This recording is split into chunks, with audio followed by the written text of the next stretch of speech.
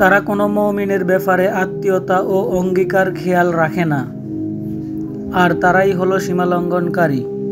অতএব যদি তারা তওবা করে, সালাত কায়েম করে এবং যাকাত প্রদান করে, তবে দিনের মধ্যে তারা তোমাদের ভাই। আর আমি আয়াতসমূহ যথার্থভাবে বর্ণনা করি এমন কওমের জন্য যারা জানে। আর যদি তারা তাদের অঙ্গীকারের পর তাদের কসম ভঙ্গ করে এবং তোমাদের দিন সম্পর্কে কটূক্তি করে, তাহলে তোমরা কুফরের নেতাদের বিরুদ্ধে লড়াই করো। নিশ্চয়ই তাদের কোনো কসম নেই যেন তারা বিরত হয়। তোমরা কেন এমন কওমের বিরুদ্ধে যুদ্ধ করো না যারা তাদের কসম ভঙ্গ করেছে এবং রাসূলকে বহিষ্কার করার ইচ্ছা পোষণ করেছে, আর তারাই প্রথমে তোমাদের সাথে আরম্ভ করেছে। তোমরা কি তাদেরকে ভয় করছ?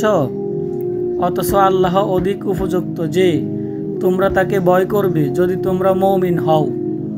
তোমরা তাদের সাথে লড়াই করো, আল্লাহ তোমাদের হাতে তাদেরকে আযাব দেবেন এবং তাদেরকে অপদস্থ করবেন, আর তোমাদেরকে তাদের বিরুদ্ধে সাহায্য করবেন এবং মুমিন কওমের অন্তরসমূহকে চিন্তামুক্ত করবেন, আর তাদের অন্তরসমূহের ক্রোধ দূর করবেন এবং আল্লাহ যাকে চান তার তওবা কবুল করেন, আর আল্লাহ মহাজ্ঞানী প্রজ্ঞাময়। তোমরা কি মনে করছো যে তোমাদের ছেড়ে দেওয়া হবে, অথচ এখনো আল্লাহ যাচাই করেননি যে তোমাদের মধ্যে কারা জিহাদ করছে এবং কারা আল্লাহ ও তার রাসূল মুমিনগণ ছাড়া অন্য কাউকে বন্ধুরূপে গ্রহণ করেনি? আর তোমরা যা করো আল্লাহ সেই সম্পর্কে সম্যক জ্ঞাত।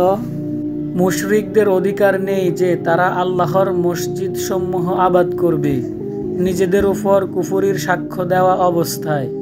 এদেরই আমল সমূহ বরবাদ হয়েছে এবং আগুনেই তারা স্থায়ী হবে। একমাত্র তারাই আল্লাহর মসজিদ সমূহ আবাদ করবে যারা আল্লাহ ও শেষ দিনের প্রতি ঈমান রাখে, সালাত কায়েম করে, যাকাত প্রদান করে এবং আল্লাহ ছাড়া কাউকে ভয় করে না। আশা করা যায় ওরা হেদায়েত প্রাপ্তদের অন্তর্ভুক্ত হবে। তোমরা কি হাজীদের পানি পান করান ও মসজিদুল হারাম আবাদ করাকে ওই ব্যক্তির মতো বিবেচনা করো যে আল্লাহ ও শেষ দিনের প্রতি ঈমান এনেছে এবং আল্লাহর পথে জিহাদ করেছে? তারা আল্লাহর কাছে বারংবার নয়, আর আল্লাহ জালিম কওমকে হেদায়েত দেন না।